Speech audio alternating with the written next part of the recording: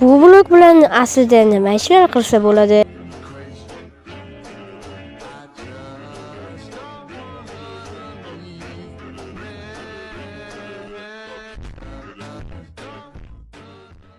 Barchaga salom, sizlar bilan Yo'lovchi kanalidasizlar. Bugungi videorolikimizda qiziqarli bo'ladi. Kanalga obuna bo'lib qo'ying. Avvalo komand blokni o'zini cheat orqali olib olamiz.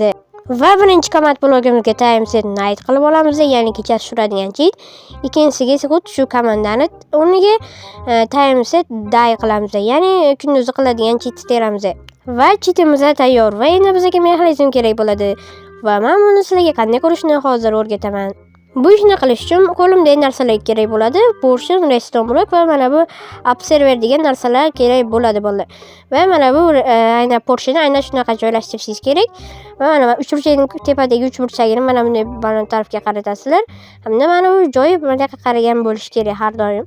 Va mana bu uchburchagini qarama-qarshi qo'ysangiz, o'zi portion redstone signalini yoqib o'chadi va siz redstone blogini qo'yganingizdan keyin mana shunday manzaraga ega bo'lasiz.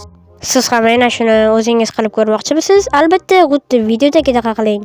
Agarda yotog'ni mana bu yerga qo'yib olgan jitirni qo'ysangiz, mana bunday manzaraga ega bo'lasiz.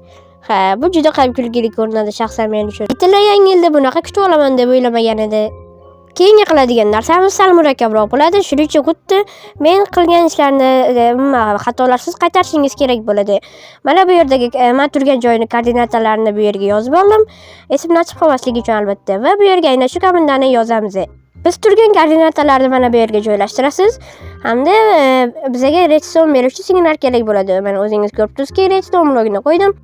Va bizning o'g'limizga ender kristalni foyda qilyapti. Agarda siz buni juda ham ko'p joylashtirsangiz va uni portatib yuborsangiz, koinotga ham emas, balkim galaktikadan ham chiqib keta olishingiz mumkin.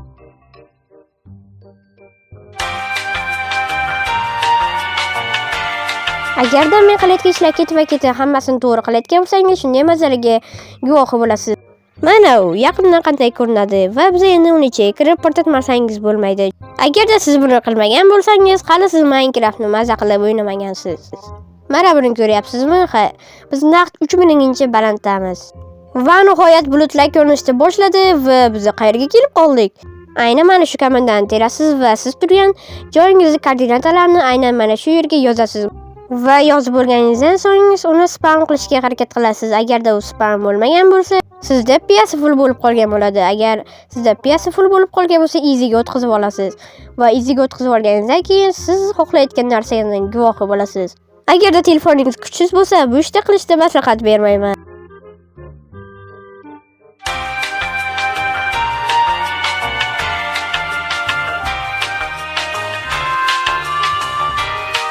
Bugungi video mana shulardan iborat edi. Video sizga qiziqarli va foydali bo'lgan bo'lsa, kanalga obuna bo'lib qo'ying.